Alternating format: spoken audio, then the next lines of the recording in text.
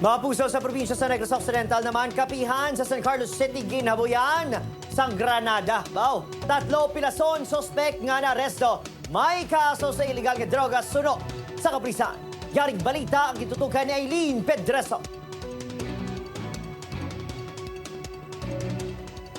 Ini ang sitwasyon sa Sitio Medina, Barangay Rizal, San Carlos City. Matapos nga ginhabuyan sa Granada ang isa ka kapihan kahapon sang Udto.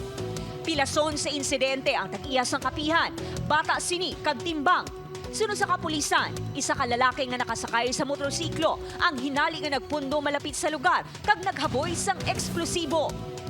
Paglabay niya sa place of incident, naglapaw sa gamay, and then nagpanaog siya sa iya motor dayon ginaboy niya ang Granada, no? Nadakpan sa hot pursuit operation sa kapulisan ng sospek kagabi.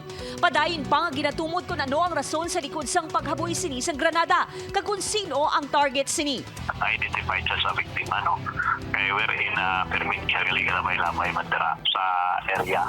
Ginapahayag na may kaso angot sa illegal nga droga ang sospek.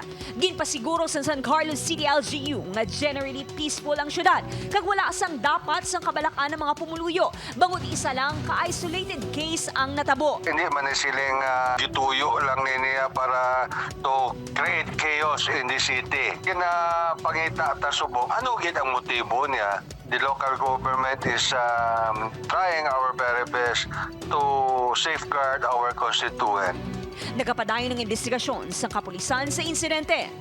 Upod kay Ruel Banggoy, Aileen Pedraso, 1 Western Visayas.